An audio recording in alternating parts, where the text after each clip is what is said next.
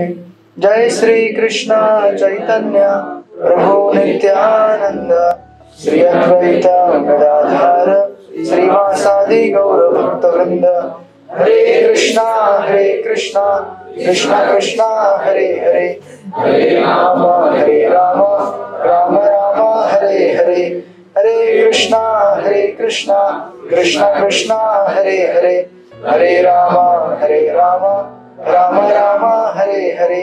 हरे कृष्णा कृष्णा कृष्णा हरे हरे, हरे राम राम राम हरे हरे।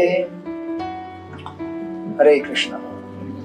आप सब लोग का स्वागत है हमारे साप्ताहिक कार्यक्रम में।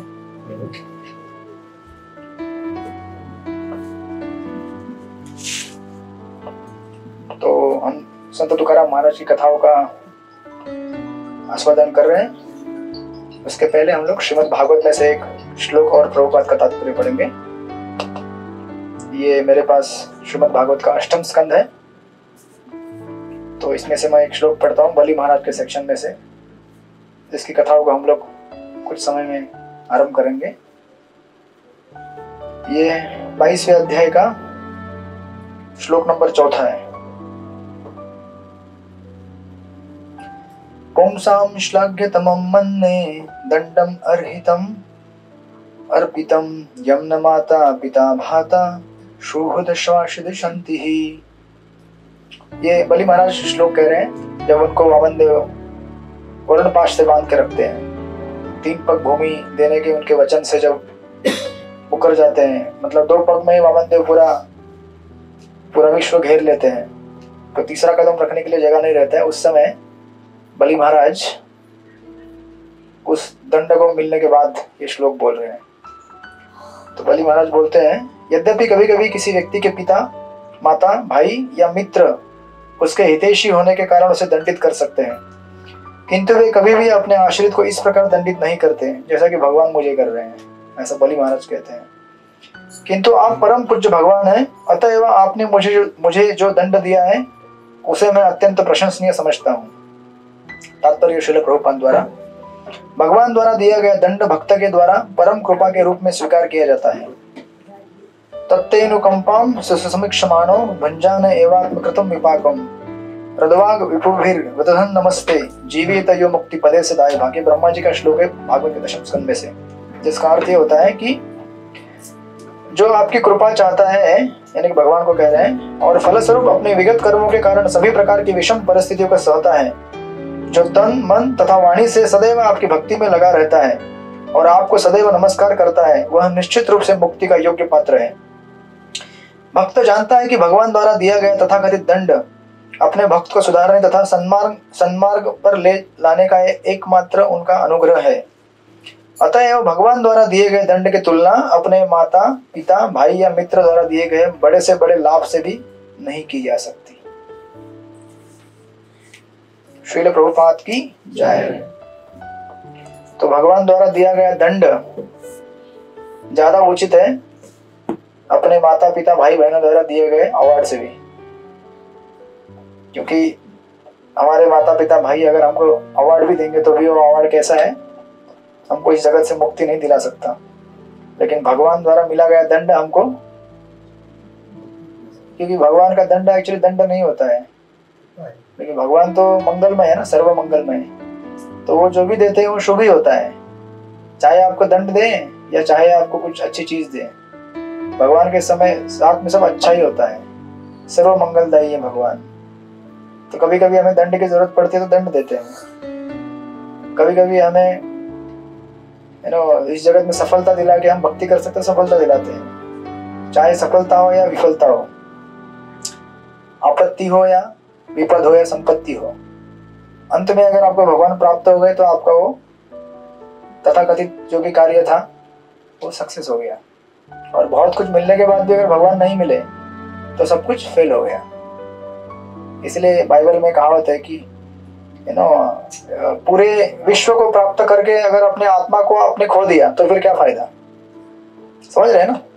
हो सकता है कभी कभी हम पूरा दुनिया जीत ले, लेकिन अपने आत्मा का हम क्या करें, विनाश कर दे दुनिया को जीतने के चक्कर में। होता है ना, वही तो कर रहे हैं ना।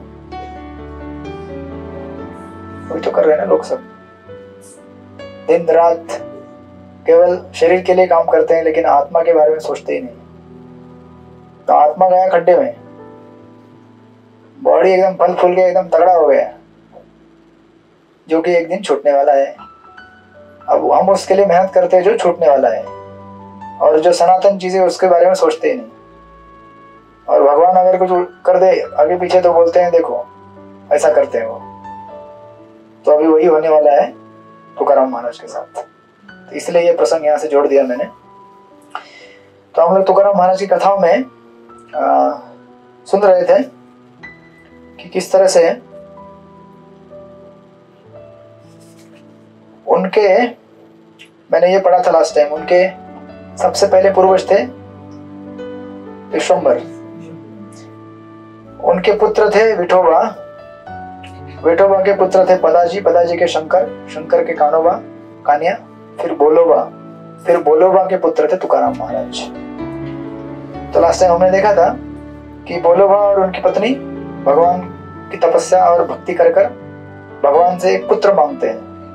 कहते हैं कि हमें एक पुत्र चाहिए जो भगवान की भक्ति का प्रचार करेगा, भगवत नाम का गुणगान करेगा।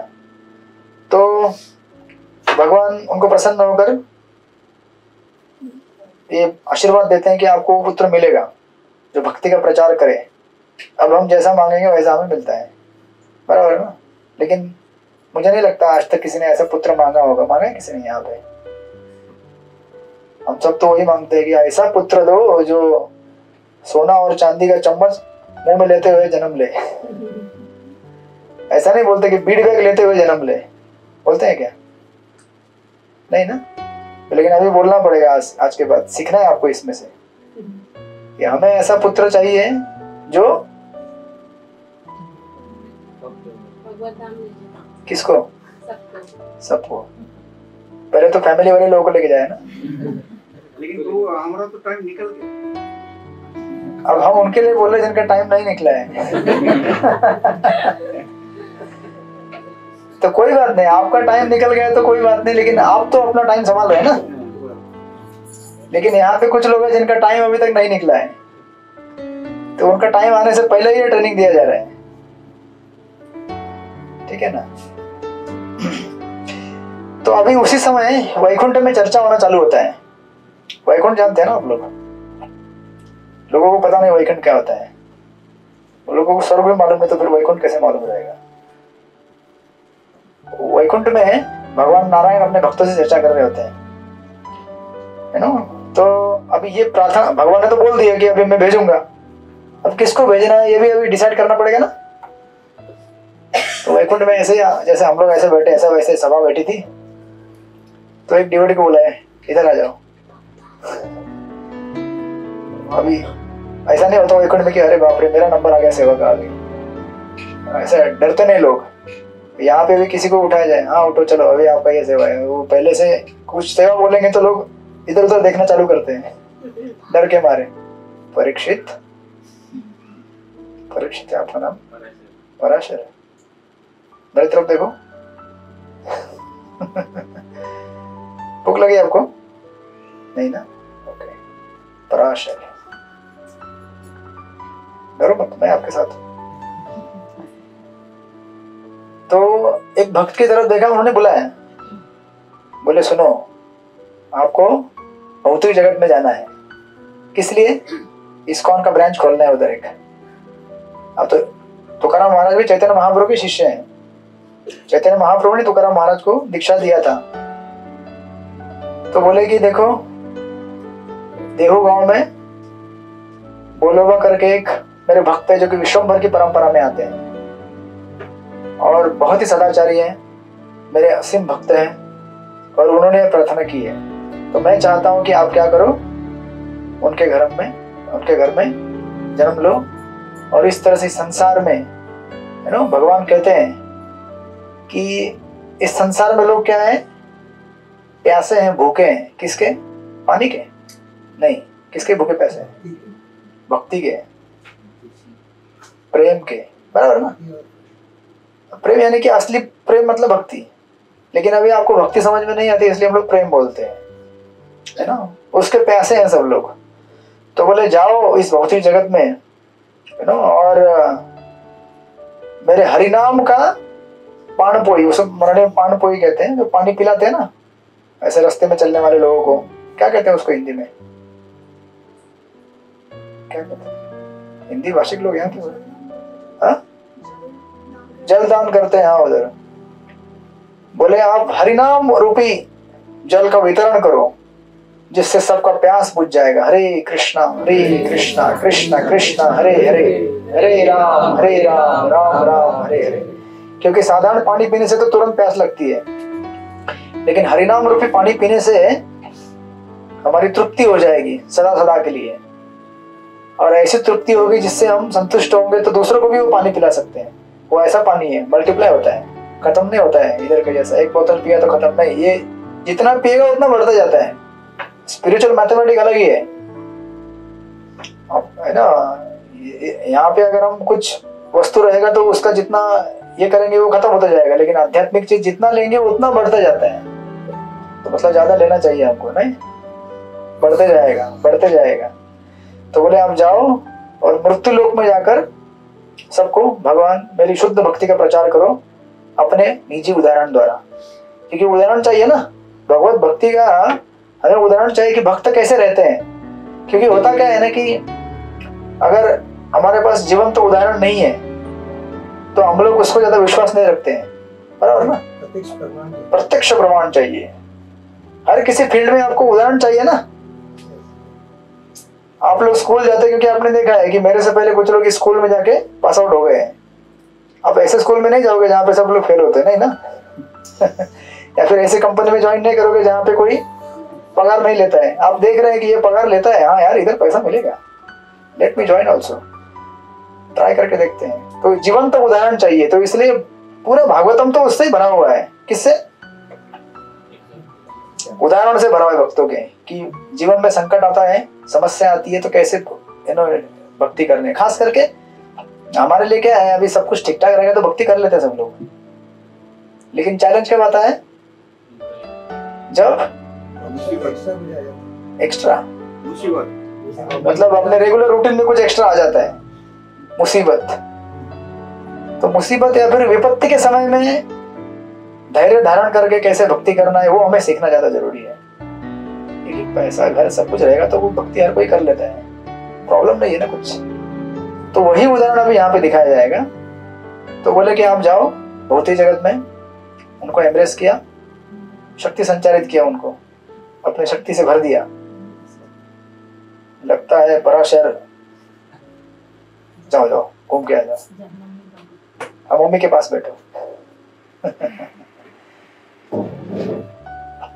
लगता है डर गया इधर से, वो बोला कहीं बाजू में ना बिठा दे यहाँ पे धीरे धीरे तो इसलिए वो बोले कि आप जाओ और वहां पे मेरी पूजा भी की जाती है। मैं स्वयं वहां पे स्वयं रूप में प्रकट हुआ हूँ उनके वंश परंपरा में। और देहू नाम का गांव है वो, राइट। तो इस तरह से इनका जब आदेश मिला उनको, तो अभी ऐसा नहीं कि यहाँ पे कैसे हम 10 सवाल पूछते हैं, तो प्रभु जी वो सेवा कैसे करना है, कितने बजे जाना है और कितने बजे पहले हम पूछते छूटेगा कब सेवा चालू होने के पहले पूछते तो छुट्टी कब होगा। आप 5 बजे बुला है तो 8 बजे छोड़ेंगे, 10 बजे छोड़ेंगे, है ना। हम लोग ऐसे कई ये रहते हैं क्योंकि हमको कंडीशनिंग है ना सेवा करने का। तो तुकाराम महाराज ने ऐसा कुछ पूछा नहीं, बोले रेडी। अब आगे जाके क्या होगा कुछ पता नहीं है, राइट। देखेंगे आप कितना संकट आएगा उनके ऊपर। तो उनसे आशीर्वाद लिया और फिर प्रकट हो गए यहाँ पे। अब प्रकट हुए मतलब अभी एक्चुअली उनके 3 पुत्र होते हैं बोल्लोबा के। तो सबसे पहले हमने देखा था लास्ट टाइम उनको एक पुत्र हुआ था, उसका नाम था सावजी करके, राइट। तो वो पहले पुत्र नहीं थे, ये दूसरे पुत्र के रूप में तुकाराम महाराज आते हैं सेकंड नंबर में। तो तुकाराम महाराज कनकाई उनका नाम है, उनकी माँ का, बोल्लोबा उनकी पत्नी। तो उनके गर्भ में आश्रय लेते हैं। और 1608 ये शिवाजी महाराज का टाइम है। उस टाइम में जन्म लेते हैं, है ना? मतलब ज्यादा दूर नहीं, अभी अभी हुआ है ना 1660 मतलब। फिर भी लोग इन घटनाओं को सुनते विश्वास नहीं करते कि तुकाराम महाराज वैकुंठ गए कभी। अभी अभी हुआ है, 400-500 साल पहले की बात है। चैतन्य महाप्रभु भी अभी 500 साल पहले आए, स्वयं भगवान आए, राइट? लेकिन लोग फिर भी विश्वास नहीं करते। तो लेकिन हम अगर हिस्ट्री चेक करेंगे ठीक से, इवन हमारे इंडिया का जो आर्कियोलॉजिकल सर्वे वगैरह है वो सब करते हैं, हिस्टोरिकल डॉक्यूमेंट्स, तो आपको सब मिलेगा ये कि किस तरह से, है ना। और देहू गांव में जाएंगे तो उनका तो स्वयंभू मूर्ति है भगवान का, ऐसा नहीं कि किसी ने बनाया था या फिर जयपुर से लेके आए थे। आपको हम लोग राधा गोपीनाथ को जयपुर से लेके आए हैं, लेकिन वो तो प्रभुपाद की कृपा से प्रकट हुए हो, वो अलग लीला है। तो एक्चुअली हर जगह स्वयंभू रहते हैं, लेकिन अलग अलग माध्यम से प्रकट होते हो। तो तुकाराम महाराज 1608 में जब प्रकट हुए, अब देखिए किसी भी के घर में अगर भगवान के भक्त जैसा अगर बालक उत्पन्न पैदा हो जाए तो कितनी खुशी रहेगी। सोचिए हमारे घर में हमारे साधारण, है ना, बच्चे जन्म लेते तो हमको कितना खुशी होता है। तो अगर भगवान के ऐसे विशुद्ध भक्त अगर जन्म ले तो कितना खुशी होगा उनके घर में। एक्चुअली वर्णन आता है कि कनकाई जब उनको देखती है बालक को, जैसे जन्म होता है, तो कुछ समय के लिए देखते ही रहते कि इतना तेज है चेहरे पे, इतना डायरेक्ट वैकुंठ से पधारे ना। हम लोग भी वैकुंठ से आए, लेकिन हम लोग यहाँ भक्ति करने के लिए नहीं आए यहाँ भोग करने के लिए आए, तो हमारे उनमें फर्क है। तो कनकाई उस बालक को देख के एकदम विस्मित होकर देखने लगी। अब देखिए ये तो भगवान के भक्त है। अभी हम लोग जब घर में हमारे बालक जन्म लेता है, अभी पता नहीं आप लोग भक्त है तो मंदिर में लेके आए होंगे, पहले आप लेके गए थे? बालक जन्म हुआ तो मंदिर लेके आए थे? हॉस्पिटल में से सीधा इधर ही लाया। अच्छा, हमारा तो पहले हॉस्पिटल में दर्शन होता है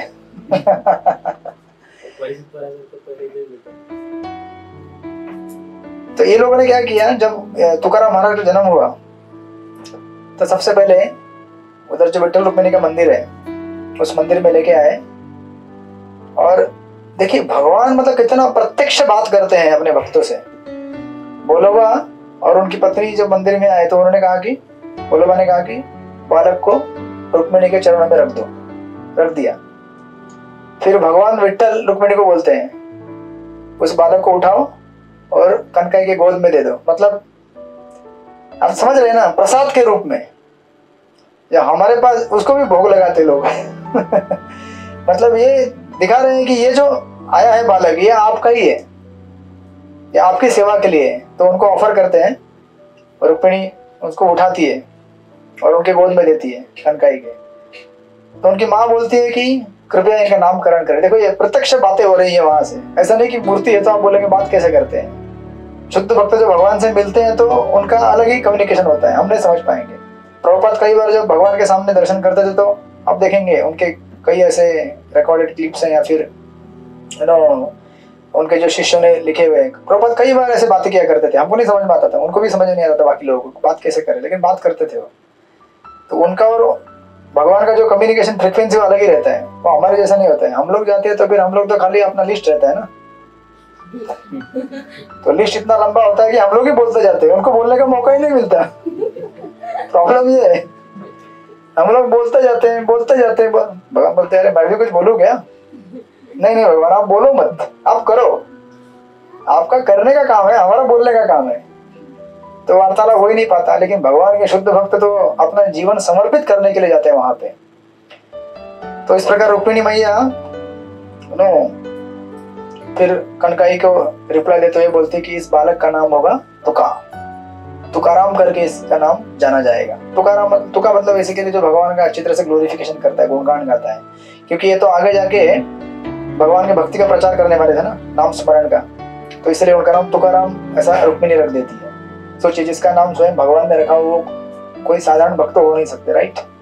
भगवान आप कल अगर आने वाले हमारे भविष्य के कुछ है यहाँ पे, वो अगर मांगेंगे हमको भगवत भक्त दे दो, ऐसे ही मांगना, ठीक है ना? मंदिर में लेके आना, राधा रानी के चरणों में रख देना, बोलना राधा रानी इनका नामकरण कर दो। क्या पता उसमें कोई महान भगवत भक्त निकले, है ना? नहीं विश्वास नहीं है आपको, है ना?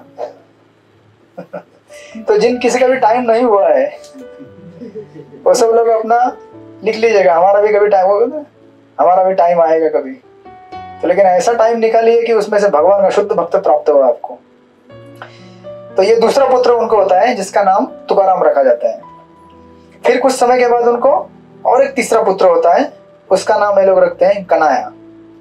अब ये तीनों पुत्र मतलब ऐसा नहीं कि केवल तुकाराम महाराज भगवान के भक्त थे, तीनों भगवान के शुद्ध भक्त निकलते हैं, तीनों के तीनों। उसमें से ऑफकोर्स तुकाराम महाराज लंबे समय तक प्रचार प्रचार करेंगे। फिर इस स्टोरी को आगे बढ़ाते हुए ऑथर कहते हैं कि फिर इन तीनों का जब उम्र के साथ एज होता है तो इनका विवाह कर देते हैं। तीनों का विवाह होता है, तीनों की पत्नी आती है घर में, सब कुछ एकदम प्रॉस्परस, धन दौलत पैसा, समाज में प्रतिष्ठा। और कनकाई उनके जो सास थी वो तो बहुत प्रसन्न होती है कि देखो घर में 3 सद्गुणी बहुआ आई और सब घर संभाल रही है, जैसे हमको चाहिए होता ना वैसा ही, घर दार संपत्ति दौलत पैसा पानी बच्चे बीवी सब कुछ एकदम वाह बढ़िया चल रहा है। इस तरह से बोलोबा अपना जीवन व्यतीत करते हैं। तुकाराम महाराज के पिता एक कृष्णा कॉन्शियस लाइफ जीते हैं। इस तरह से जैसे कहा जाता है कि जैसे कमल का जो पौधा रहता है कीचड़ में आता है ना, लेकिन कीचड़ के संपर्क में आने से उसको कुछ फर्क पड़ता है क्या? नहीं, फिर भी उधर खिलता है वो।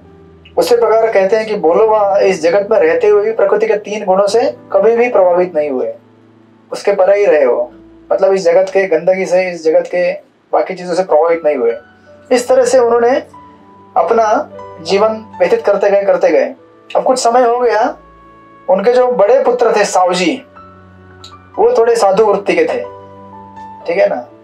तो बोलोबा ये बोलने लगे कि देखो बेटा अभी मेरा उम्र हो गया है, अब तुम क्या करो, घर से संभालो, बिजनेस संभालो, अभी मैं थोड़ा रिटायर होना चाहता हूँ। तो सावजी बोले अरे बाबा आपसे पहले तो मैं रिटायर होना चाहता हूँ, क्योंकि मुझे तो कुछ संसार में कुछ इच्छा नहीं है, वो तो मैं आपका उम्र हो गया है इसलिए मैं घर छोड़ के नहीं जा रहा हूँ, नहीं तो मैं तो कब का चला गया होता। ये तो लोगों को एक आदर्श देने के लिए मैं अभी तक घर में हूँ, तो वैरागी थे। तो ऐसा जब उन्होंने बोला तो पिता कुछ नहीं बोले। फिर अभी दूसरे नंबर के पुत्र कौन थे? तुकाराम महाराज। तो तुकाराम महाराज के ऊपर अभी आ गया जिम्मेदारी। नेक्स्ट उनको बुलाया, बोले कि तुका अभी तेरे को संभालना पड़ेगा अपना घर का गृहस्थी, प्रॉपर्टी, सब पेपर वगैरह जो भी था, बिजनेसमैन थे ना वो, है ना, सब कुछ उनके पास दे दिया और उनको समझाया कि देखो इस तरह से आपको क्या करना है, सब कुछ संभालना है। तुकाराम महाराज ने भी एक्सपर्टली सब कुछ सीखा और घर गृहस्थी को संभालना चालू कर दिया, बिजनेस सब कुछ एकदम ठीक ठाक से सीख गए पूरा। अब उनका सब पहले एक शादी हुआ था, लेकिन उनकी तुकाराम महाराज का, लेकिन उनके पत्नी को दमा का बीमारी था, पहली पत्नी को। इसलिए तुकाराम महाराज ने, मतलब उनके घर वालों ने सोचा कि पहली पत्नी कभी भी ऑफ हो सकती है, तो उनको तो उस समय दूसरी पत्नी और एक विवाह कराया। वो जमाने में ऐसे शादियां क्या करते थे, अभी तो ऐसा चलन नहीं है। तो उनको और एक पुणे के एक व्यक्ति का नाम है धनवंत अप्पाजी करके नाम है उनका, तो उनकी एक बेटी है, उसका नाम नहीं दिया यहाँ पे, वो आएगा बाद में। वो हमारी आपने फिल्मों में देखा हो क्या नाम था उनका, जीजाबाई करके नाम है। तो उनका विवाह किया गया। तो इस तरह से 2 पत्नियां उनकी तुकाराम महाराज की थी। अब सब कुछ ठीक चल रहा है, ठीक है, घरदार सब कुछ संभाला, सब ठीक ठाक चल रहा है। लेकिन अचानक क्या हो जाता है, तुकाराम महाराज के ऊपर एक के बाद एक संकट आना चालू हो जाएगा। क्योंकि इस जगत में कभी भी समान स्थिति हमेशा नहीं रहती है। आप कभी हमेशा इसी उम्र के रहोगे क्या? नहीं ना। कुछ समय के बाद उस उम्र के हो जाओगे, कुछ समय बाद फिर उनके उम्र के हो जाओगे, फिर इनके उम्र के हो जाओगे बराबर ना। इस जगत में कोई भी चीज समान रूप से नहीं टिकती है।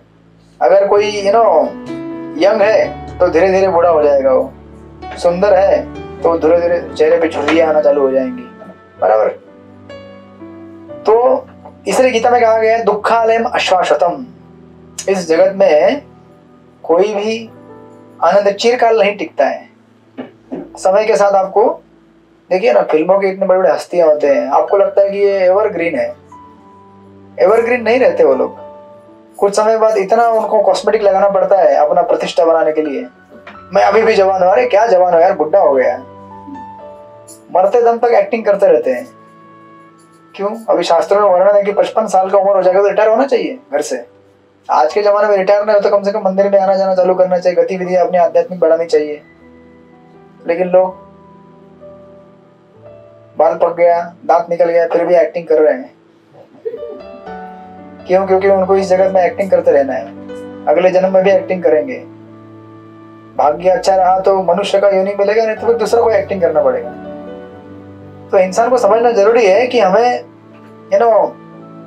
कांस्टेंट चीज यहाँ पे नहीं रहने वाला, चेंज आता रहेगा जीवन में। चेंज आता है कि नहीं जीवन में? कभी ऐसा हुआ है कि कांस्टेंटली सेम आप रहे हैं? वैसे नहीं ना, स्थितियां बदलती रहती हैं। सुंदर उदाहरण देते हैं, कहते हैं कि जिस प्रकार रात होने के बाद सुबह दिन होने के बाद रात आता है, अंधेरा रात का, जिस प्रकार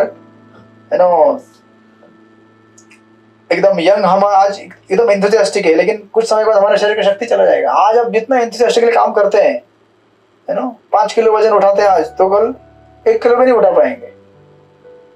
तो ये सब क्या है? समय का प्रभाव। तो इस प्रकार समय के साथ साथ इनके माता पिता भी चल बसते हैं, वैकुंठ की प्राप्ति करते हो तो भगवान के भक्त हैं। तो अभी पिता और माता चले गए, वही सबसे बड़ा सहारा था, वही संभाल रहे थे, समझा रहे थे बिजनेस कैसे करने का, घर गृहस्थी कैसे। बहुत उनको दुख होता है, माता पिता चले जाते हैं। तो माता पिता के जाने के बाद उनकी जो पहली पत्नी साहू रहते हैं, साहू जी के पत्नी का निधन हो जाता है, जो थोड़े वैरागी टाइप के थे। अब तो फिर क्या करना है, घर में रह के क्या करना है। वो तो पहले से रेडी थे, वो बोले कि अभी तो मैं तीर्थाटन करने जाऊंगा। तो वो घर से निकल, वो भी घर छोड़ के निकल जाते हैं, बड़े भाई थे ना वो।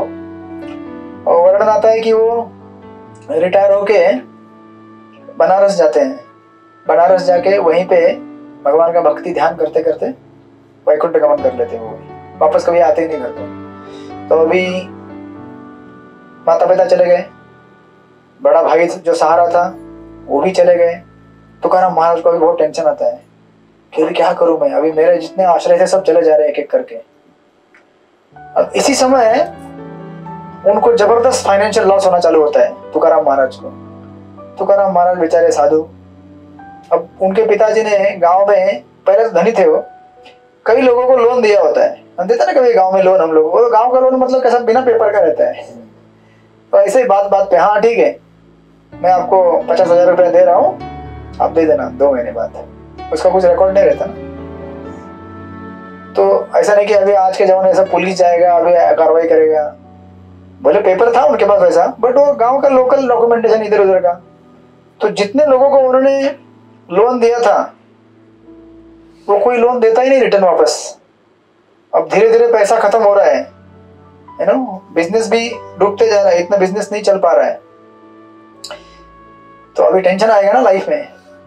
सबसे पहले पैसा चाहिए ना घर गृहस्थी चलाने के लिए, डिवोटी रहेगा तो भी उसको चाहिए ना पैसा, तभी तो घर में भोजन बनेगा, प्रसाद बनेगा, नहीं तो बिना उसके प्रसाद भी नहीं बन सकता, राइट।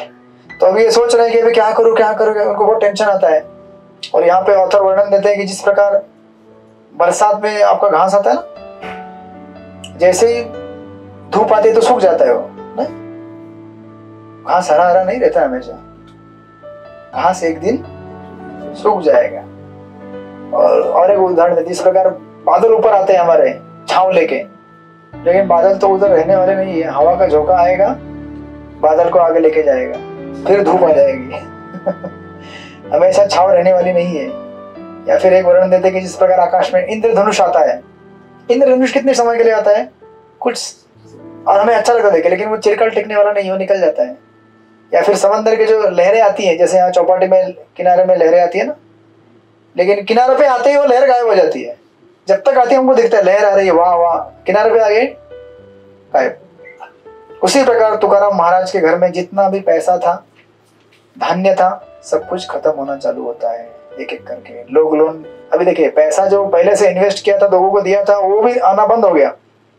नया प्रोडक्शन कुछ नहीं है, बिजनेस डूबते जा रहा है, सब कुछ कम कम कम होते जाता है। फिर तुकाराम महाराज एक्चुअली सोचते हैं कि चलो और इसको थोड़ा एक नया शॉप खोल करके बिजनेस बढ़ाने का प्रयास करते हैं, तो गांव में एक दुकान में एक गांव दुकान खोलते हैं, लेकिन वो भी चलता नहीं। फिर किसी से लोन लेते थोड़ा सा और उसको चलाने के लिए। अभी पहले ये लोगों को लोन देते थे, अभी ये लोन लेना चालू कर देते हैं क्योंकि अभी पैसा है नहीं। देखिए स्थितियां कैसे बदलती है हमारे जीवन में। लेकिन एक चीज उनके जीवन में कांस्टेंट थी, इतना सब कुछ हो रहा था उथल पुथल, लेकिन भगवान का नाम नहीं छोड़ा था उन्होंने। ये हमारी परीक्षा होगी हमारे जीवन में भी, कि हम सब कुछ ठीक ठाक चलता है तो नाम लेते हैं, थोड़ा भी गड़बड़ हो गया तुरंत 16 का 8 माला हो जाता है, 8 का 4 हो जाता है, 4 का धीरे धीरे।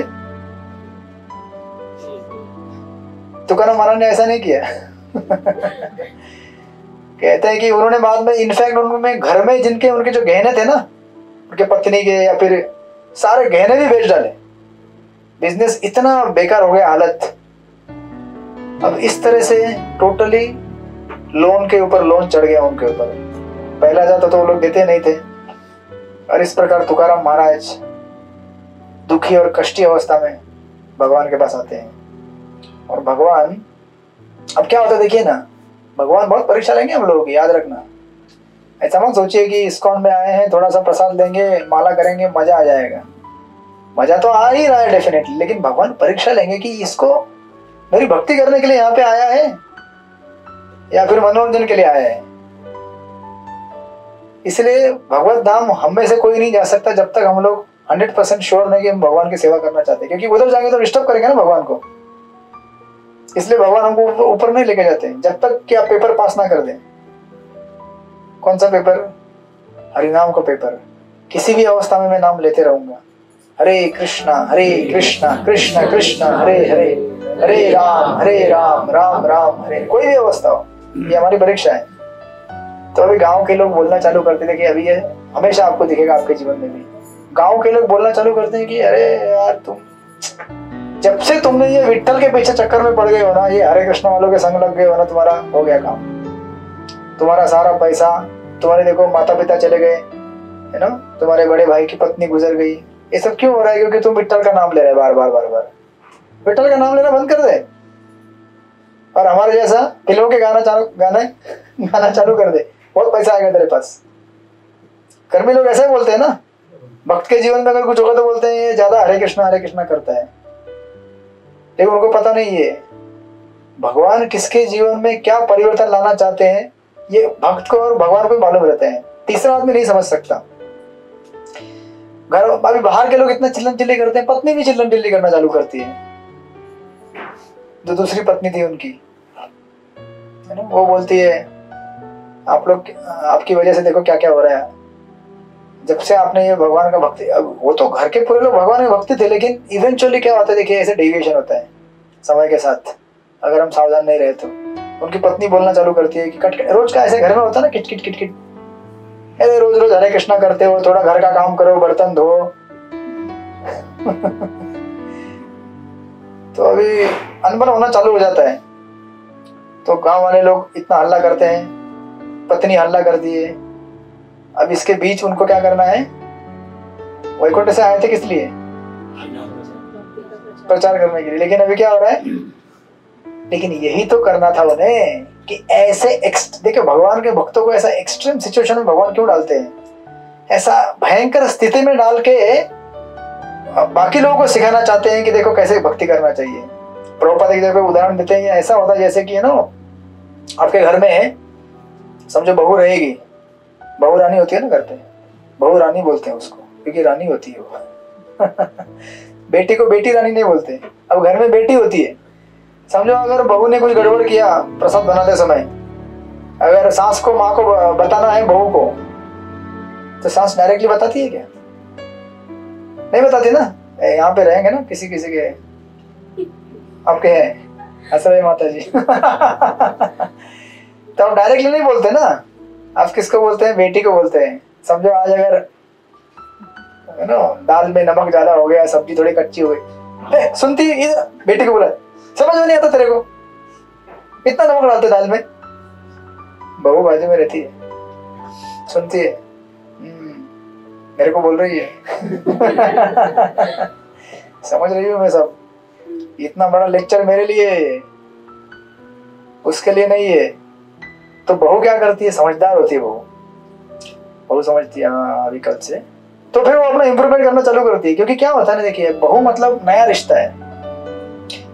नया रिश्ता मतलब अभी तक ठीक ट्रेनिंग है तुम लोगों के लिए, जो नए नए लोग हैं इनका अभी तक टाइम नहीं आया है। ठीक से देख लो, समझ लो, बाद में जाके प्रॉब्लम नहीं होगा। ठीक है ना अजय? तो अरे अभी से शर्माना मत कर, शर्मा मत यार, ये ट्रेनिंग है। यहाँ सब प्रकार का ट्रेनिंग मिलता है। तो नया रिश्ता है तो बोल नहीं सकते ना, बेचारी इतने दूर से आई है, पराये घर से आई है, अभी उसको ऐसा डायरेक्टली बोलेंगे तो सहन नहीं कर पाएगी, दुख होगा उसको। बोलेगी मैं सब कुछ छोड़ छाड़ के आई तुम्हारे पास और ये सब सुनने के लिए आई हूँ। अभी आजकल तो खतरनाक सिचुएशन रहती है, पहले तो इतना नहीं था। अभी तो बोलेगी हाँ हाँ मैं जा रही हूँ, बहुत हो गया, अकेले नहीं जा रही हूँ, इनको भी लेके जा रही हूँ साथ में। बेटा भी बोलते हैं हाँ माँ मैं जा रहा हूँ, टाटा बाय बाय। अभी आजकल स्थिति ऐसी है, घर जाओ ही, पता नहीं घर जाओ ही होगा क्या होगा, लेकिन ऐसी स्थितियां आती हैं आजकल। वो जमाने में तो इतना एक्सट्रीम सिचुएशन नहीं था। तो इसीलिए यू नो भगवान क्या करते हैं ना कि भगवान अपने शुद्ध भक्तों को ये सब स्थितियों से गुजारते हैं। क्योंकि भगवान के शुद्ध भक्त कैसे हैं, डॉक्टर के जैसे हैं, और हम सब लोग बहू हैं। नई नई शादी हुआ है ना भगवान के साथ, तो नया नया शादी हुआ है, नए नए मंदिर में आए, तो फिर अभी कोई भक्त डांट देगा तो सहन नहीं कर पाएंगे, बोलेंगे बस हो गया हरे कृष्णा वालों का। फिर यार बहुत सेवा देते हैं, बहुत डांटते हैं यार, अच्छा नहीं है इधर। तो इसलिए नए नए लोगों को संभाला जाता है बहुत। हम सब लोग नए हैं भगवान के सामने, अभी अभी शादी हुआ है, थोड़ा सा अभी है ना हनीमून पीरियड भी हम लोग सेलिब्रेट नहीं कर पाए अभी तक। 10-15 अभी लोगों का हनीमून बहुत लंबा लंबा चलता है इस्कॉन में, 10 साल 20 साल 25 साल 30 साल भी, कभी कभी 30 साल बच सकता है। अभी कुछ सेवा करना चाहिए हमको लगता है, थोड़ा अभी बहू रानी का रोल थोड़ा कम करके अभी थोड़ा अभी डॉटर के जैसा रोल प्ले करना पड़ेगा, तो उसके लिए समय लगता है। इसलिए भगवान क्या करते हैं ना कि अपने शुद्ध भक्तों को ऐसी स्थितियों से गुजारते हैं ताकि हम सब सीख सके उनसे। हम सब तो नहीं झेल पाएंगे ना, इतना झेल पाएंगे क्या?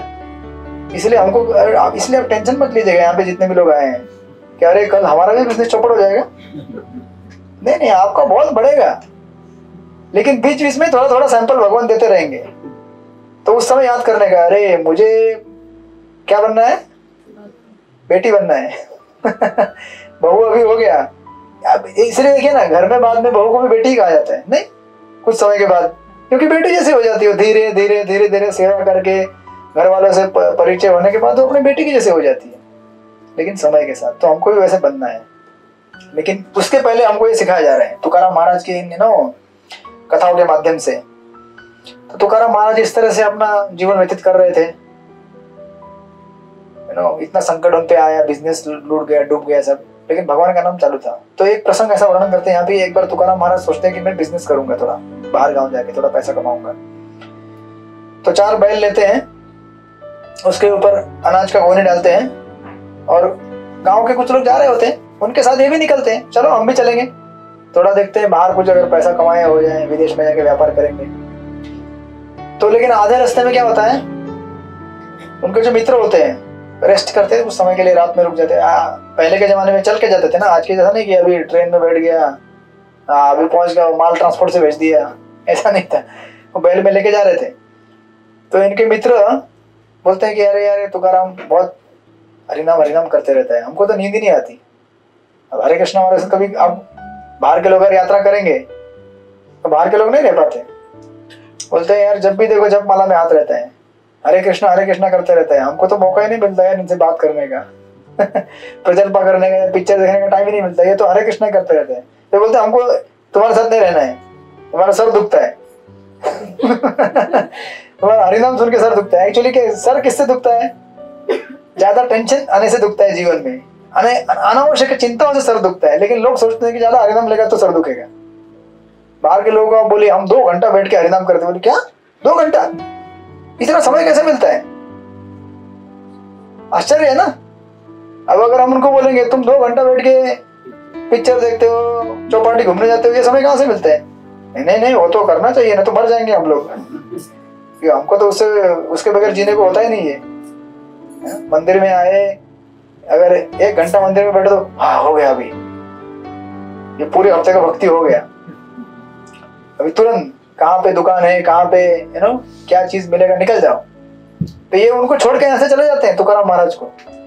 और तुकाराम महाराज, उनके साथ जो 4 बैल थे, उसमें से 3 बैल तूफान आता है, आंधी आती है, उसमें मर जाते हैं, छूट जाते हैं, वहां से कहीं चले जाते हैं। उनके पास अभी एक ही बैल बच जाता है। अब एक बैल को लेके अभी देख रहे हैं कि कोई साथ में नहीं है, अकेला हूँ, जा रहे हैं, आगे बढ़ रहे हैं। एक अनाज का गोनी है, उसके ऊपर रहता है। लेकिन जैसे ही तूफान आता है, हवा तेज बारिश होना चालू होती है, वो एक गोनी भी गिर जाता है बैल के ऊपर से। तुकाराम महाराज नीचे बैठ जाते, बोलते अभी कैसे गोनी को उठाऊंगा, मैं क्या करूंगा। इस तरह से व्याकुल अवस्था में भगवान को प्रार्थना करना चालू करते हैं। और अपने प्रार्थनाओं में ये सब उनके अभंगों से निकाले हुए कथाएं हैं। अपने अभंगों में वर्णन करते हैं, कहते हैं कि ये संसार मुझे बहुत तकलीफ दे रहा है, इससे मैं कैसे बाहर निकलूं, और मेरा दुख मैं किसको बताऊं। दुख बताने के लिए दूसरा कोई भक्त भी होना चाहिए ना साथ में। तो कोई भक्त है ही नहीं गांव में उनका इतना कोई खास। दूसरा जो भी है, लेकिन वो सब अपनी अपनी दुनिया में है। इसलिए देखिए, विपत्ति के समय में भक्तों का संग होना बहुत जरूरी है। आपको धाड़स बंधाने के लिए कोई चाहिए ना, कुछ अगर हो जाए आपके जीवन में तो। अब तो आपको धाड़स बंधाने में बोले अरे अच्छा हुआ, चल आजा, अभी छोड़ दे हरे कृष्णा को, हम लोग जाएंगे अपना पुराना जीवन जिएंगे, करेंगे मजा मस्ती। लोग तो तैयार रहते हैं उसको खींचने के लिए। लेकिन तुकाराम महाराज भगवान से प्रार्थना करते हैं कि अरे एक समय ऐसा था कि निंदक लोग भी मेरा सम्मान करते थे, लेकिन आज स्थिति ऐसी होगी कि निंदक लोग भी मुझे, बाकी लोग तो छोड़ दो, इतना मेरा गांव में हालत खराब हो गया है। भगवान का भक्ति करने से क्या क्या हो सकता है। आप लोग डरिएगा मत, बिल्कुल आपके साथ नहीं होगा ये। उसके लिए शुद्ध होना पड़ता है। शुद्ध होंगे तभी होगा, लेकिन कुछ ना कुछ सैंपल आपको जीवन में जरूर आता रहेगा।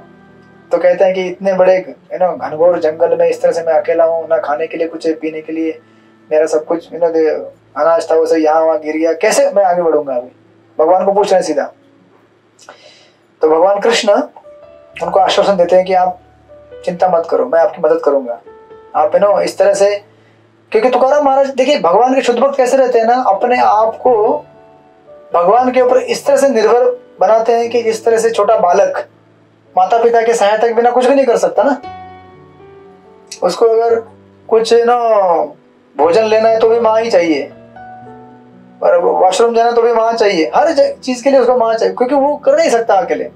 तुकाराम महाराज इस तरह से अपने भगवान के ऊपर आश्रित हो जाते हैं। कहते हैं कि तुकाराम महाराज खुद कहते हैं कि जिस तरह से छोटा बालक उसकी केयर माँ लेती है, उसी प्रकार मैं भी आपका एक बालक हूँ, मेरा प्लीज केयर करो। इतना इनोसेंस चाहिए ना बोलने के लिए हमारे पास भी। हम बोलते हैं क्या ऐसा? भगवान के समझ जाते तो ऐसा बोलते हैं भगवान मैं हूँ पढ़ा लिखा बहुत, ये डिग्री है मेरा, इतना प्रॉपर्टी है, थोड़ा सा प्रॉब्लम है, मदद कर दो। बोलते समय भी हमारा अहंकार रहता है। भगवान से प्रार्थना करते समय भी कितना नम्रता होना चाहिए, और कितना वो भाव होना चाहिए कि मैं सचमुच संकट में हूँ, मेरे को सचमुच तकलीफ है, राइट।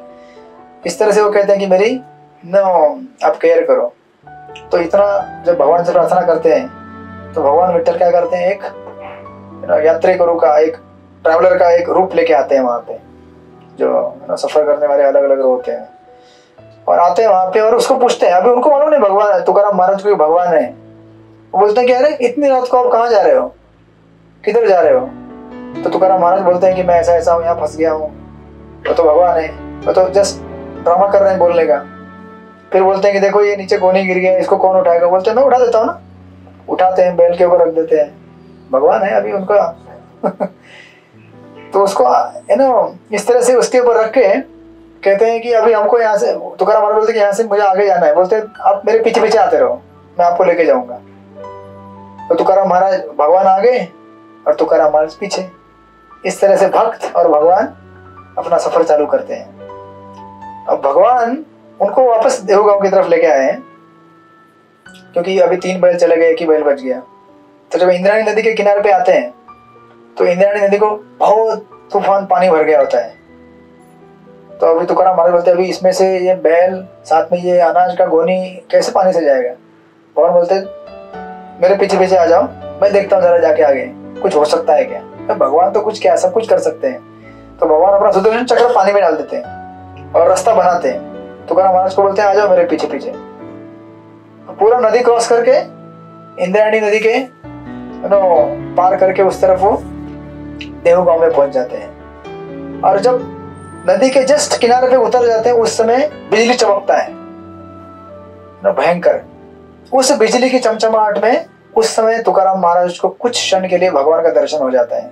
बिजली जैसे चमकती है, उनका चतुर्भुज रूप, उनको श्याम वर्ण वैजंती माला पहना हुआ, कौस्तुभ मणि है ना, श्रीवत्स चिन्ह और सुंदर ऐसा शंकर चक्र गदा पद्मधारी नारायण का रूप भगवान का तुकाराम महाराज को दिखता है।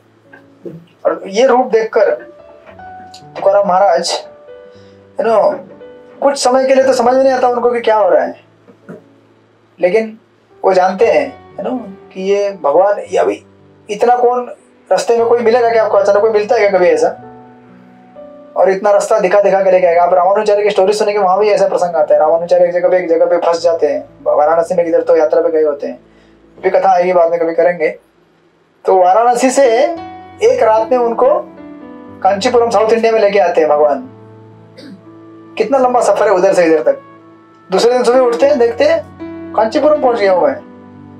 कांचीपुरम में वरदराज मंदिर के बाहर एक कुआं होता है। ठंड लग रही है ना, हाँ थोड़ा उसको कर दो ना, कम कर दो। किधर है रिमोट?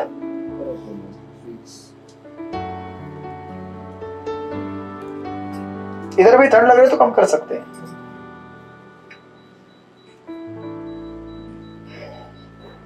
तो इस प्रकार जब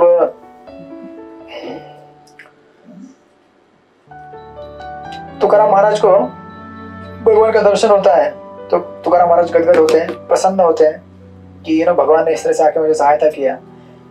फिर एज यूजुअल अपने गांव में जाते हैं। वहां से तो भगवान अदृश्य हो जाते हैं। उसके बाद अब गांव में जाने के बाद गए थे बिजनेस करने के लिए, आए लेके गए थे 4 बैल, लेके आ गए एक, मतलब बाकी 3 बैल के ऊपर तो गोनी रहेगा ना कुछ ना कुछ, वो भी गया, बैल भी गया। तो अभी क्या था, अभी गांव के लोग तो मौका ही देख रहे थे। तो आते हैं, अभी गांव के लोग बोलते हैं देखो बिजनेस डुबा के आ गया। ये सब क्यों हो रहा है? ये हरे कृष्णा ज्वाइन के जब से ना, तब से भी बिगड़ गया है हमारा बच्चा। पता नहीं ये हरे कृष्णा वाले क्या खिलाते हैं इन लोगों को क्या मंत्र फूंक देते हैं कि वो इतना घर में आने के बाद बोल रहे हैं बाबा आज से मैं पिक्चर नहीं देखूंगा, बाबा आज के बाद मैं यहाँ वहां घूमने नहीं जाऊंगा। तो कहाँ जाएगा? मैं वृंदावन जाऊंगा मैं तो इतना बड़ा परिवर्तन कैसे आ गया? तो तुकाराम महाराज तो अपना भगवान की भक्ति में मस्त थे, लेकिन गांव के लोग इतने, ये कैसा रहता है ना, देखिए यहाँ पे उदाहरण देते जैसे एक हंस और अनेक गिद्दड़ रहेंगे तो फिर हंस का क्या हालत हो जाएगा, है ना। जैसे कौवा रहता है, वो चोंच मार मार के ना, कौवे जमा होते हैं किसी की लाश के ऊपर, कैसे चोंच मार मार के खत्म कर देते हैं उसको। गांव के इतने सारे लोग सबको निंदा करना चालू करते हैं। गांव के लोग बोलते हैं अरे भगवान का भक्ति करने से कुछ नहीं होता है। आपने देखा नहीं, राजा ऐसे कई उदाहरण देते कहते राजा हरिश्चंद्र, उसने भी भगवान का भक्ति किया था, देखा उसको क्या क्या संकट झेलना पड़ा। नल दमयंती, उन्होंने भी भगवान का भक्ति किया था, देखा उनको क्या क्या। ऐसे कई उदाहरण है ना, क्योंकि शास्त्र में तो यही उदाहरण है, भगवान का भक्ति किया प्रॉब्लम हो गया उसको। लेकिन वो नहीं जानते कि ये प्रॉब्लम कौन सा वाला प्रॉब्लम है। ये तो भगवान के भक्त और भगवान के बीच में प्रेम का आदान प्रदान होता है, उसके तहत ये चीजें होती है। क्योंकि बाकी लोग क्या है, सारा संसार बहू है ना अभी भी, तो बहुओं को सिखाने के लिए कुछ गिनी चुनी बेटियां हैं, उनको भगवान लीला करते रहते हैं। हमको लगता है कि अरे प्रॉब्लम हुआ प्रॉब्लम हुआ प्रॉब्लम हुआ, गाँव भर कानाफूसी करते रहते हैं हम लोग। तो तुकाराम महाराज इस तरह से इन सब लोगों का वो सुनते हैं, लेकिन उनको, क्योंकि वो भगवान के भजन में मस्त है, वो दुखी होते हैं वो, लेकिन सोचते हैं कि उनका एक्चुअल चिंता क्या रहता है कि अरे मैं भगवान के भक्ति में मगन हो गया हूँ, लेकिन मेरे साथ ही मेरा शरीर और घर के परिवार के लोग जुड़े हुए हैं, इनका कैसे होगा। उनको वो चिंता रहती है। मैं तो भक्त बन, मतलब उनका तो मन वैकुंठ में लगा हुआ है। तो फिर और एक बार ट्राई करते हैं नेक्स्ट टाइम। अभी एक बिजनेस डूब गया, नेक्स्ट टाइम बरसात का मौसम आता है, ऐसे बरसात के मौसम में, और बरसात के मौसम में अभी जनरली बरसात होना चाहिए ना। अभी समझो अगर मार्च खत्म हो गया, मई खत्म हो गया, जून खत्म हो गया, अब बोले बारिश तो होना चाहिए, लेकिन बारिश होती ही नहीं। आपने सुना होगा तुकार, वो टाइम का सूखा, भयंकर सूखा आता है। अब पहले से गरीबी है, पैसा नहीं है, खत्म सब कुछ। इतना उस गांव में सूखा आता है कि लोग जिसके पास जो भी था घर में दबा के रख देता है। तो पहले मैं जीऊं यार, बाकी लोगों को जाने दो। दुकान वाले सब सब सब अपना अपना अपना सब दबा के रख देते सामान। तुकाराम महाराज इस तरह से गांव में सूखा पड़ने की वजह से कई लोग तो शरीर छोड़ना चालू कर देते हैं, भूख प्यास से। खाना खाना, अनाज अनाज ये सब सोचते सोचते, क्योंकि लोगों को पैसा मिलता नहीं है, अनाज ही नहीं है। और तुकाराम महाराज सोचते हैं कि नो अब इसके कुछ उपाय निकालना पड़ेगा ना। तो वापस और एक ट्राई। इस बार उनके पास घर में कुछ थोड़ा कैश इधर उधर बचा रहता है, उससे 4 गोनी मिर्ची खरीदते हैं, लाल मिर्ची। आप बोलेंगे मिर्ची का क्या बिजनेस है यार, बहुत चलता है मिर्ची का बिजनेस, दुनिया में मिर्ची खाने वाले बहुत लोग हैं। तो ये 4 गोनी, ये पुणे के रहने वाले हैं, 4 गोनी लाल मिर्च खरीदते हैं और देहू से निकलते हैं कोकण की तरफ। कोकण मतलब रायगढ़, यहाँ पे पनवेल इस तरफ आते हैं। और यहाँ पे वर्णन आता है कि एक गांव के करीब आकर, गांव मतलब समुद्र का किनारा कहा गया क्योंकि कोकण में समुद्र का किनारा है ना। एक शिवजी का मंदिर रहता है गांव के जस्ट बगल में। उस मंदिर के बाहर एक पीपल का बड़ा पेड़ रहता है, उसके नीचे बैठ जाते हैं गोनी फैला के। मार्केट बैठता है ना, आ जाओ आ जाओ मिर्ची लेने के लिए आ जाओ, एकदम गरम गरम तिखा तिखा मिर्ची। देखिए भगवान के भक्त मस्त रहते हैं अपनी दुनिया में। मिर्ची का बिजनेस करो या घर में क्या, क्योंकि उनके हृदय में भगवान इतने प्रसन्न मतलब प्रेजेंट है कि उनको संतुष्टि इतनी अंदर से मिली कि संसार में कुछ भी चले कुछ फर्क नहीं पड़ता है। आप सोच रहे होंगे ऐसा होता है क्या सब कुछ? शंका है ना आप लोगों को? तो मैं भगवान से प्रार्थना करता हूँ कि आप लोगों को ऐसा मौका मिले इसको अनुभव करने का, और ये सबसे बढ़िया अनुभव रहेगा जीवन का। तो अभी बेचारे तुकाराम महाराज साधु संत है, मिर्ची बेचने के लिए बैठते हैं। गांव के लोग आते बोलते क्या मिर्ची का भाव क्या है? तुकाराम महाराज बोलते हैं वही भाव जो आपको पता रहेगा। वही जो लास्ट टाइम अपने कितने रुपए, अभी लास्ट टाइम कभी आए थे क्या गांव में? नहीं आए थे, लेकिन लोगों ने तो कभी खरीदा होगा ना किसी से मिर्ची। बोलते पिछली बार जो आपने किसी को रेट दिया, जिस रेट से लिया उसी रेट से ले लो। गांव के लोग बोलते हैं यार आज तो बहुत मिर्ची मिलने वाला है हमको, ये तो कोई साधु बाबा है, ये मिर्ची के चक्कर में कैसे पड़ गया, मिर्ची बेचने के चक्कर में। तो लोग बोलते हैं अभी लोग एक फटाफट आके अपना मिर्ची लेना चालू करते हैं एकदम कम पैसे में। और कुछ लोग ऐसे शाणे रहते हैं एकदम होशियार, वो बोलते हैं कि देखो हमारे घर में हम जब तक जाके आ जाएंगे तब तक मिर्ची खत्म हो जाएगा, पैसा घर में है ना हमारे, तो आप क्या करो हमको दे दो, हम थोड़े समय में जाके पैसा देंगे, क्योंकि घर में जाके आने तब तक खत्म हो जाएगा माल। तो दुकान वाले बोलते चलेगा चलेगा बिल्कुल आप ले लो।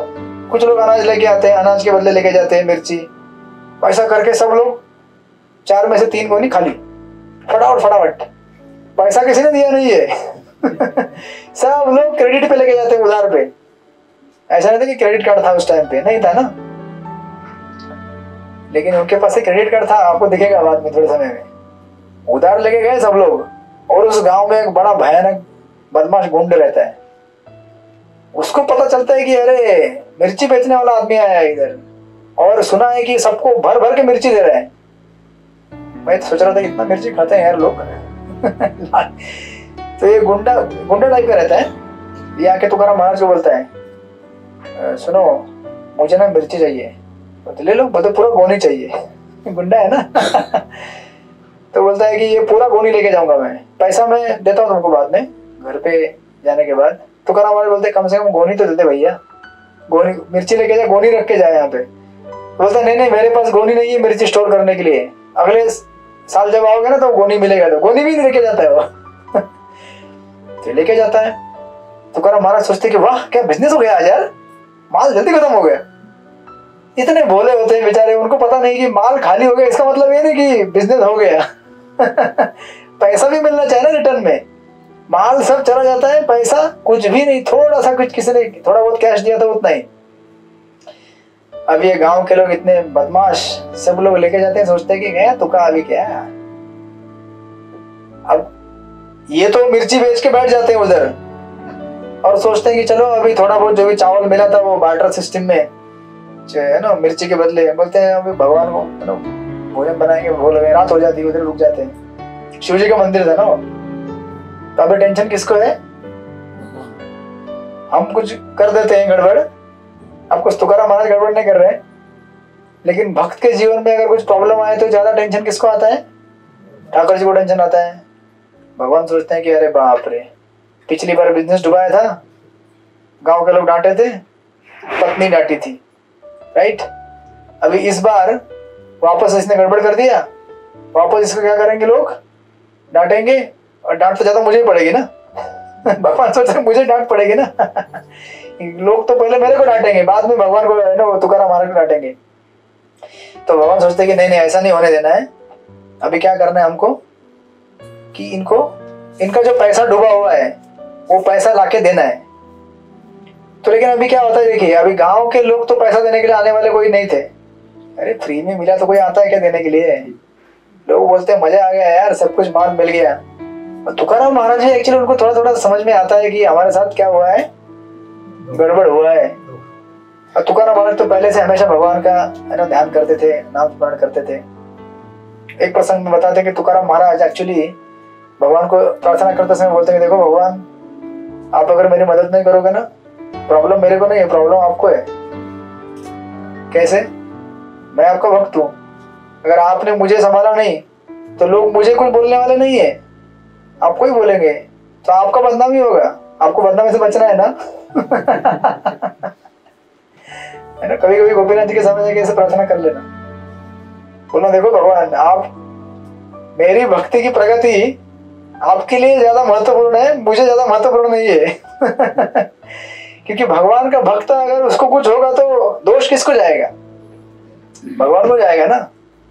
कभी कभी मैं ऐसा बोलता हूँ, भगवान देखो भगवान गड़बड़ हो गया तो फिर आपको प्रॉब्लम होगा, मेरा क्या है, मैं तो एक ही हूँ, लेकिन आपको तो यही रहने वाले है ना हमेशा। आपको लोग सदा काल के लिए आके गाली देते रहेंगे, फिर कैसे भगवान है जिनका भक्ति करते थे, सेवा करते थे, देखो उनको क्या कर दिया। तो तुकाराम महाराज ऐसे बोलते हैं, देखो आपको प्रॉब्लम होगा, आप संभाल लो। तो भगवान भक्तों के साथ रेसोल्यूशन करते हैं। तो भगवान क्या करते हैं, एक छोटे बालक का रूप लेके आते हैं, विठोबा करके उसका नाम रहता है बालक का। और गांव में जस्ट एक 5-10 मिनट में खत्म हो जाएगा, जाते हैं गांव में। अब जिसके घर से, अब भगवान है ना, उनको तो पता है सब, जिसने जिसने मिर्ची लिया है बराबर उसके घर में पहुंच जाते हैं, आपके घर में पहुंच जाएंगे, आपके घर में पहुंच जाएंगे। पता है मिर्ची मतलब क्या क्या आपने आज तक कर्ज लिया है भगवान से। कर्ज लिया है ना हम लोगों ने, नहीं लिया है? हाँ, तो हिसाब चुकता करने के लिए भगवान आते हैं। इससे अच्छा कि हम पहले से खुद मंदिर में आ जाए। तो बदनामी हो जाएगी। पहले से चुपचाप जाएंगे मंदिर में, हरे कृष्णा कृष्णा कृष्णा हरे हरे, हरे राम राम राम हरे हरे।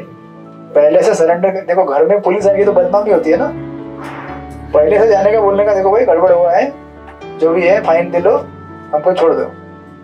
ये लोग तो जाते नहीं। अब ये हर किसी के घर में जाना चालू करते हैं, बोलते हैं तुमने मिर्ची लिया था, मैं उनका सेवक हूँ। बोले अरे उसका तो कोई सेवक नहीं था वहां पे मिर्ची बेचते समय, अभी कैसे आ गया? नहीं मैं हूं ना उनका सेवक, मैं था उधर पीछे बैठा था, मैं, मेरा नाम विठोबा है। भगवान अपने भक्तों के सेवक बन जाते हैं, ये भक्ति की महत्ता है। फिर लोग बोलते हैं बताओ कितना किलो लिया था हमने? भगवान है ना, बोलते तुमने एग्जैक्टली 1 किलो इतना इतना ग्राम लिया था। अरे हाँ यार, मतलब उस टाइम में लोग इतने थोड़े सज्जन थे, इतना स्वीकार। अब आज तो भगवान भी आएंगे तो भी बोले कौन सा किलो, कितना, हमने कब लिया था? तो लोग इतने बदमाश हो गए कलयुग के प्रभाव से, लेकिन उस समय ऐसा नहीं था। लोग बोले हाँ यार बराबर बोल रहे हैं। तो हर किसी के घर में जाते बोलते तूने इतना लिया था, 50 ग्राम, 100 ग्राम, 1 किलो, 1.5 किलो, चल रहा पैसा। सब लोग पैसा देना चालू कर, पैसा पूरा भर लेते हैं। अब सबसे तो वसूली कर लिया, लेकिन बचा कौन? वो माफिया डॉन बॉम्बे का। तो अभी उसके पास कौन जाएगा पैसा मांगने के लिए?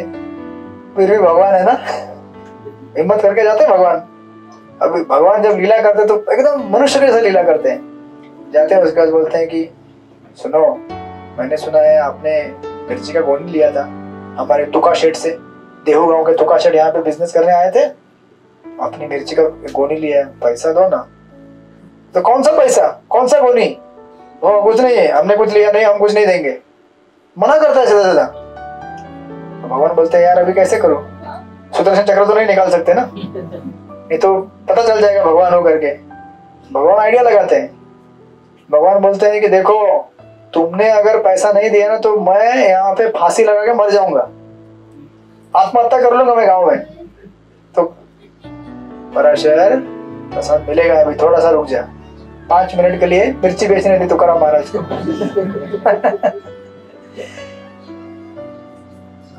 तो होता क्या है कि जब ये धमकी देते हैं ना मैं मर जाऊंगा, तो अभी अरे समझो आपको तो पता नहीं रहेगा, लेकिन उस जमाने में गांव में अगर कोई ऐसा आत्महत्या करे तो अपशकुन माना जाता है। लोग डरते हैं, अरे बाप रे गांव का हमारा आदमी ये तो भूत बन जाएगा, गांव में पूरा गांव खराब कर देगा, खत्म कर देगा गांव को। ये नहीं, डर गए लगता है आदमी। तो जब ऐसा बोलते हैं भगवान, तो गांव के बाकी लोग बोलते हैं अरे ये क्या कर रहा है, उस गुंडा को बोलते दे पैसा, मना करता है, फिर पीटते हैं उसको। सब लोग मिलकर उसका इतना धुलाई कर देते हैं, तो चुपचाप पैसा देता है वो। और गोनी भी देता है। तो हमारे बोलते वाह वाह बढ़िया, मजा आ गया। तो पैसा लेते हैं सब गांव वालों से, गोनी लेते हैं, सब कुछ लेके आते हैं। तो करा महाराज बोलते हैं ये लो आपका सारा पैसा। बोले आप कौन है? बोले आपने मिर्ची बेचा था ना, वो सब पैसा लेके आया हूं मैं गांव का पाटिल का आदमी हूं मैं, हमारा गांव ऐसा वैसा, आप क्या समझते? तो बोलते हैं पैसा तो मेरे को मिल, कैसा कौन सा पैसा मिला था तुमको, पता है क्या तुमको कुछ बिजनेस करने आता है क्या? मिर्ची बेचा, पैसा नहीं लिया आपने, मेरे पैसा लेके आए। बोलते हैं कि हमारा गांव सुसंपन्न गांव है, हमारे गांव की बदनामी नहीं करना चाहता हूं मैं कि अरे गांव के लोग चोरी करके सब तुकाराम महाराज से मिर्ची लेके के पैसा नहीं दे, हमारे गांव का बदनामी होगा, इसलिए मैं गांव का पाटिल का आदमी हूँ, देखो मैं सारा पैसा और आपका गोनी सब कुछ लेके आया हूँ। तो तुकाराम महाराज बेचारे भोले भाले बोलते हैं हाँ ठीक है दे दो, रख लेते हैं। फिर कुछ पैसा उनके पास रहता है, बोलते हैं एक काम करो दुकान में जाके थोड़ा सा घी लेके आओ मेरे लिए, पता नहीं ना भगवान है करके सेवा में लगा देते हैं। जाते हैं भगवान दुकान में जाके घी लेके आते हैं, बोलते हैं कि मैं भोजन बना रहा हूँ। तुकाराम महाराज बोलते हैं मैं भोजन बना रहा हूँ। पराशर भोजन बन रहा है, ठीक है। तो भोजन बनाते हैं भगवान। तुकाराम महाराज बोलते हैं भगवान तो उधर ही बैठे हैं, बोलते हैं आप भी लेंगे प्रसाद, आ जाओ। और उसी समय शिव जी उस मंदिर में, बाजू में मंदिर में शिव जी रहते थे ना, वो भी एक अलग व्यक्ति का रूप लेके, उनको पता चलता है ना ये भगवान है, यहाँ पे भक्त हैं, वो भी एक अलग रूप लेके आते हैं वहां पे। बोलते हैं मैं ना उस मंदिर में रहता हूँ, मैं बहुत दिन से भूखा हूँ, पता नहीं किसी ने भोग नहीं लगा वो बहुत दिन से। अब गांव के लोग ऐसे रहेंगे तो भोग कौन लगाएगा उधर? सब मिर्ची चोरी करके लेके जाते हैं यार। मिर्ची भी कोई चोरी करके लेके जाने चीज है क्या? उधर मसाला है ना, वो तो कोई चावल लेके जाएगा, सब्जी लेके जाएगा, मिर्ची चोरी करके। तो बोलते कि मैं बहुत दिन से भूखा हूँ, मुझे भी कुछ मिलेगा क्या? तो करा हमारे बोलते क्यों नहीं जरूर। देखिए भगवान के भक्त और शिव जी तीनों मिलके भोजन लेते हैं, भोग लगा के आपको भगवान को प्रसाद ग्रहण करते हैं। और फिर प्रसाद ग्रहण करने के बाद में तुकाराम महाराज वर्णन आता है कि उनको मुख शुद्धि करने के लिए तुलसी पत्र देते हैं, जैसे मुखवास खाते हैं वैसा उनको संतुष्ट करते हैं, हाथ भी धुलाते हैं। उनको तो पता नहीं भगवान है करके। बाद में भगवान वहां से अदृश्य हो जाते हैं। शिव जी भी उनका प्रसाद मिल गया अभी, है ना, भगवान के शुद्ध भक्तों के हाथों से प्रसाद। वो महान वैष्णव है ना, वो भी मंदिर में जाके विराजमान हो जाते हैं। तो कहा महाराज फिर बाद में वर्णन आता है कि कुछ समय के बाद है ना सोचते हैं कि यार ये ऐसा कैसे हो गया, इतना सारा मिर्ची मैंने बेचा और पैसा भी। तो उनको समझ में आता है कि अरे ये तो जरूर भगवान विठ्ठल का लीला है। और उनको याद करते हुए पूरा पैसा लेते हैं और इस तरह से सारा पैसा लेकर अपने देहू गांव की तरफ वापस आते हैं। और ऑफ कोर्स गांव में जब आते हैं तो उसका वर्णन हम आगे करेंगे। गांव के लोग उनको रिसीव करते हैं, लेकिन इसके बाद जो पैसा उनको मिलता है ना, वो पैसे से और एक चालू करते हैं, लेकिन वो बिजनेस में और एक आदमी फंसाता है उनको। अब इस तरह से आपको एक भी प्रसंग ऐसा इसके बाद नहीं मिलेगा कि तो आप सोचोगे अरे वाह बिजनेस बढ़ गया, तो कर हमारे वापस मिर्ची का बिजनेस बढ़ गया, अभी लगता है भगवान और उनको बिल्डिंग देंगे बहुत बड़ा, 2 गाड़ी देंगे। नहीं, अभी इसके बाद देखेंगे एक भी प्रसंग ऐसा नहीं आएगा। और फिल्म भी आपने देखी होगी, तो करो महाराज तो आपको देखेंगे ऐसे गरीब के गरीब ही रहे अंत तक, लेकिन अब बहुत सारे लोग एकदम उदास हो गए सोच के कि अरे बाप रे अरे आप लोग समझ नहीं पा रहे हैं, तुकाराम महाराज के घर में भले ये सब चीज ना हो, लेकिन भगवान स्वयं उनके घर में उनके सेवक बन के रहे हैं। जैसे आपने देखा ना पिछली बार विश्वम्भर बुआ के घर पे भगवान और रुक्मिणी मैया दोनों, है ना, बहू और क्या बोलते हैं उनको, है ना, उनका बेटा बन के उनकी सेवा करते हैं। तो जिसके घर में अगर भगवान स्वयं इस तरह से सेवा करे तो उसको क्या चाहिए। और आपको क्या लगता है, तथाकथित बंगला गाड़ी ये सब रहने से हमको खुशी मिलती है? घर में रहेगा तो अच्छी बात है, नहीं रहेगा लेकिन भक्त रहेगा तो उसके घर में स्वयं लक्ष्मी सेवा करती है, क्योंकि ठाकुर जी की सेवा होती है ना घर पे। जहां जिस घर में ठाकुर जी की सेवा होती है, क्या हमको लगता है हम सेवा कर पाएंगे ठाकुर जी का? नहीं। तो लक्ष्मी वहां स्वयं आती है, बोलती है अरे यार घर में ड्यूटी लेके आया है, ये सेवा करना चाहता है मेरी, लेकिन ये तो मेरी सेवा नहीं कर पाएगा। लक्ष्मी को बुलाते हैं, तू आ जा यार, ये पता नहीं कैसे बनाएगा, ये नमक मिर्ची कम ज्यादा कर देगा, तू बना, ठीक है, उसको हेल्प कर। तो हमको लगता है कि हमने अच्छा भोग बनाया भगवान के लिए, हमने इतना श्रृंगार किया, हमने ये, अरे सब लक्ष्मी करती है वो, हमको पता नहीं है। इस तरह से हमारा घर अद्भुत आनंद से भर जाता है। भले देखने के लिए बाहर से दिखेगा झोपड़ा है तो मुझे याद है कुछ साल पहले, बहुत साल पहले, यहाँ पे एकदम ऐसा झुग्गी बस्ती जो एरिया था, वहां पे एक भक्त थे, उनका खाली घर मतलब तो इतना ही ऐसा रहेगा, इतना ही एरिया ऐसा एक ये था, प्लाई लगाया ऊपर। तो उसके घर में गए तो इतना बड़ा गौरव का मूर्ति वेलकम कर रहा था वो। मैं बोला यार मानना पड़ेगा इनको, घर में लोगों को रहने के लिए सोने के लिए जगह नहीं, लेकिन भगवान का इतना बड़ा बड़ा ब्रास का डीटी वेलकमिंग चल रहा था उस समय, आज से 10-12 साल पहले की बात है। तो मैं समझ गया कि भगवान को बुलाने के लिए जगह की जरूरत नहीं होती है, किसकी जरूरत होती है? उनको जगह यहाँ पे देना है। दिल में जगह दिया ना तो बाकी जगह ऑटोमेटिक बना लेते हो। वामन देव ने क्या किया था, 2 पग भूमि मांगा अपने आप को एक्सपैंड करके पूरा भर दिया। उसी प्रकार भगवान भी हमारे लिए जो आवश्यक है हमारी भक्ति करने के लिए, उनकी सेवा करने के लिए सब कुछ एस्टेब्लिश कर देंगे। ये नहीं सोचना है कि अरे तुकाराम महाराज के जीवन में ऐसा हुआ, तो तुकाराम महाराज की आप देखेंगे ना कि उनके जीवन में कितना भगवान का भक्ति रहा है। आगे ऐसे प्रसंग आएंगे जब जब उनको कुछ जरूरत पड़ा, भगवान ने अलग अलग रूप लेके अलग अलग किसी न किसी के माध्यम से उनका सेवा करते रहे। आखिर जीवन का लक्ष्य क्या है? भगवान की भक्ति करना, राइट? हरे कृष्णा कृष्णा कृष्णा हरे हरे, हरे राम राम राम हरे हरे। अगर वो हो पाया तो बाकी जीवन में कुछ हो ना हो कुछ फर्क नहीं पड़ेगा। और अगर सब कुछ है लेकिन वो नहीं है तो फिर बहुत फर्क पड़ेगा। देख रहे ना आप, इसलिए लोग प्रभुपाद कहते हैं बड़ा बड़ा बिल्डिंग बनाते हैं, फिर बिल्डिंग के ऊपर चढ़ते हैं, फिर उधर से कूद जाते नीचे। क्यों? क्योंकि बिल्डिंग आपको संतुष्ट करने वाला नहीं है। जब उस बिल्डिंग को सेवा में लगेंगे भगवान का, तब वो बिल्डिंग का सही सार्थक होगा, राइट? अदरवाइज इस तरह से सुंदर सुंदर कथाएं हैं, इसको देखेंगे आगे हम लोग अगले हफ्ते और आगे बढ़ते हुए, और क्या क्या चमत्कार होंगे और कौन कौन उनको मिलेगा, मिर्ची वाला बिजनेस वाला आगे नमक का बिजनेस भी करेंगे, आएगा एक। बहुत ट्राई बिजनेसमैन थे ना वो प्रभुपाद के जैसे। प्रभुपाद ने बहुत ट्राई किया इंडिया में, बिजनेस ये किया वो किया। भगवान का प्लान उनके लिए अलग ही था। तुकाराम महाराज के लिए भी ऐसा एक प्लान है जबरदस्त, आगे देखेंगे। हरे कृष्णा। तो जो बताया ना उन्होंने, अभी वो फ्लैट में रहते हैं। कौन? हाँ, ये आपको मालूम है क्या? अच्छा, देखो राधा गोपीनाथ ने कहा, अरे गोपीनाथ प्रभु ने कहा। अच्छा, देखो मतलब जब जरूरत पड़ेगी तो भगवान उस प्रकार से व्यवस्था कर देंगे आपको सेवा करने के लिए, क्योंकि भगवान की सेवा करने के लिए तो लक्ष्मी आएगी ना, बराबर ना? हम और आप तो सेवा नहीं कर पाएंगे वैसा।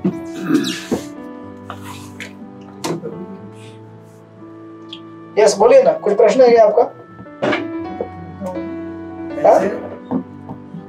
जो करते हैं उनके साथ, किसके साथ? जैसे अभी तुकाराम जी, हाँ, कभी भी उधर तो भगवान ने खुद आके किया उसे, लेकिन इस जगत में तो ऐसा तो नहीं हो सकता। मतलब आपके लिए देखो, ऐसा जरूरी नहीं कि भगवान स्वयं आए, नहीं, किसी न किसी थ्रू तो करना चाहिए, कभी ना कभी करना चाहिए भाई। एक साल में हरे कृष्ण माता जी, प्रसाद लेके जाइएगा। अच्छा, तो प्रसाद के लिए आएंगे ना नीचे? आइए। हाँ, यस। तो ऐसा जरूरी नहीं कि भगवान ही खुद आने चाहिए। भगवान ने कुछ तो होना चाहिए सामने वाले को। अगर मैं आपको कुछ कर रहा हूँ तो मेरे को भी तो कोई ना कुछ, या भगवान नहीं आए या किसी ने किसी के थ्रू, तो मेरे को तो कुछ तो कंट्रोल होना चाहिए मेरे ऊपर भी कि मैं ऐसा नहीं करूँ किसी को। मतलब आप बोल रहे हो जिसने मिर्ची चुराया उसको कंट्रोल होना चाहिए बोल रहे हैं आप। तो अभी उसको कंट्रोल करना हमारे हाथ में थोड़ी है। नहीं, मैं किधर बोलूं? हाँ, भगवान नहीं, भगवान खुद भी नहीं आए, लेकिन किसी न किसी थ्रू या किसी ने कुछ ना कुछ करके कुछ तो कर सकते हैं ना। तो किया ना उन्होंने, आए ना वो तो उधर का एग्जिस्ट की मैं बात कर, इधर भी आते हैं, हमको नहीं पता है कि कैसे आते हैं वो, बराबर। लेकिन समझना जरूरी नहीं है कि हमको दिखना ही चाहिए वो। नहीं, ये कलयुग है, कलयुग में ऐसा तो मानना नहीं पड़ता। इधर तो आदमी को क्या है, प्रत्यक्ष प्रमाण चाहिए।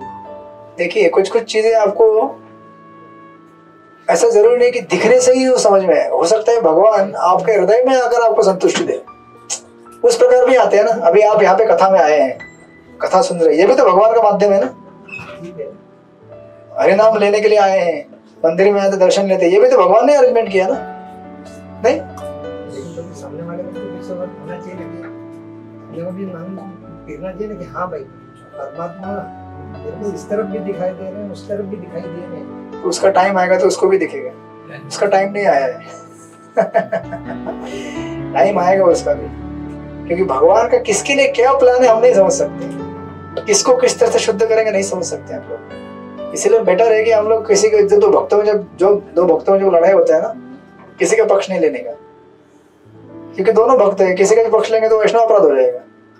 इसीलिए भगवान को उनके साथ जो प्लान करना है करने देने का, अनलेस वो आके आपको पूछे कुछ इंटरवीन करने के लिए, तब तक हमें समझना चाहिए कि भगवान जो करना चाहते करेंगे वो, राइट। समय के साथ सब निकल, भगवान हर किसी के लिए समय बना के रखे हैं। अभी हमारे और आपके बोलने से समय नहीं आ सकता। अभी समझो आपको कोई और परेशान कर रहा है और हम भगवान को प्रार्थना कर रहे हैं, लेकिन भगवान उसको शांत नहीं करा रहे,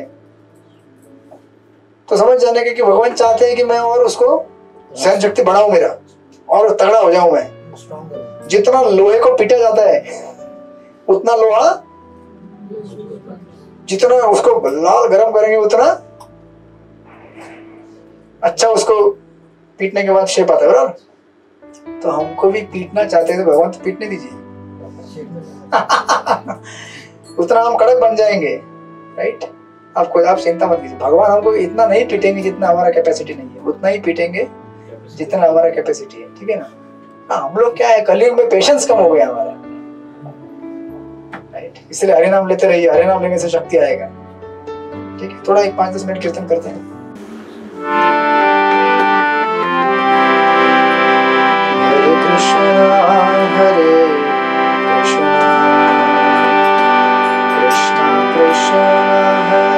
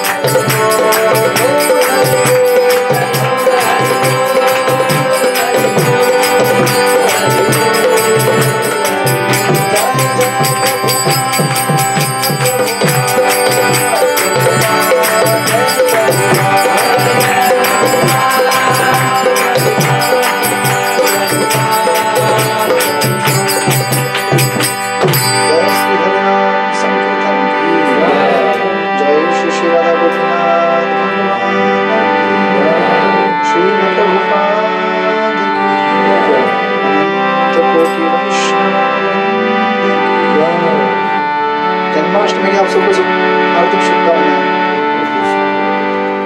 अगले शनि शुक्रवार को है ना, तो आप लोग मनाइए जन्माष्टमी एकदम ठीक ठीक से, और भगवान को इनवाइट कीजिए आपके जीवन में, फिर आपके जीवन में भी लक्ष्मी आएगी। नारायण आएंगे तो लक्ष्मी भी आएगी। हरे कृष्णा। तो आप लोग प्रसाद लीजिए, फिर अगले हफ्ते मिलते हैं। लक्ष्मण मंदिर लक्ष्मी नारायण गार्डन में बैठ सको, अगर उधर गिला रहेगा तो किचन में बैठ जाइए, मेन किचन में। जन्माष्टमी का भी है कैलेंडर में, तो गुरुवार को बता रहे हैं। हाँ, अपने हरे कृष्णा वालों की अलग होती है थोड़ा। जिस दिन महीना निकलता है ना, हरे कृष्णा वालों की शुक्रवार को है। काल निर्णय में काल रहता है, यहाँ पे काना है। तो है वो बाहर स्मार्ट कैलेंडर के हिसाब से तब है, हमारा इधर शनि शुक्रवार को है। प्रसाद के काउंटर में बांटो ना उसको। हाँ